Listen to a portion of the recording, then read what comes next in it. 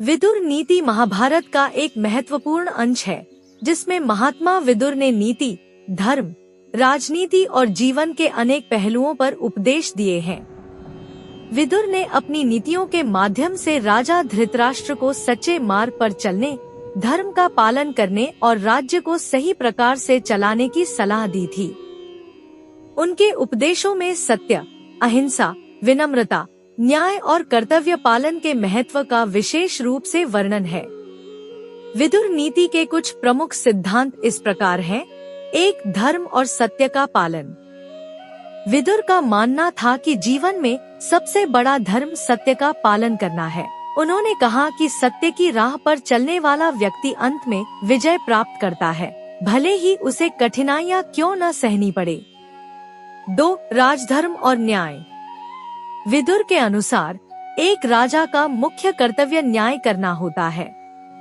एक राजा को पक्षपात रहित होकर सभी के साथ समान व्यवहार करना चाहिए। उन्होंने धृतराष्ट्र को अपने पुत्रों के अन्यायपूर्ण कार्यों का समर्थन न करने की सलाह दी थी। 3. विनम्रता और संतोष। विदुर ने बताया कि विनम्रता एक महान गुण है। जीवन में संतोष का भी विशेष महत्व है। यदि कोई व्यक्ति संतुष्ट रहता है तो वह सुखी रहता है और उसकी लालसाएं उसे नहीं भटकाती। 4. दूसरों के दुख में सहभागी बनना।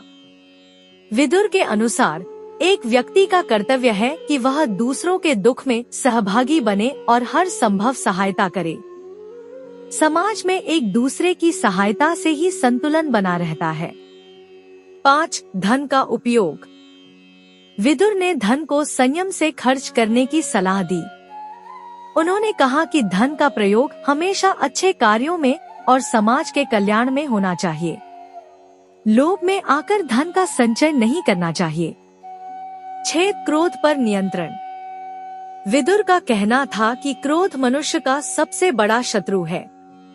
क्रोध में व्यक्ति अपना विवेक खो देता है और गलत निर्णय लेता है, इसलिए क्रोध पर नियंत्रण रखना चाहिए। 7. सच्चे मित्र और शत्रु की पहचान। विदुर ने समझाया कि एक सच्चे मित्र और शत्रु की पहचान करना बहुत आवश्यक है।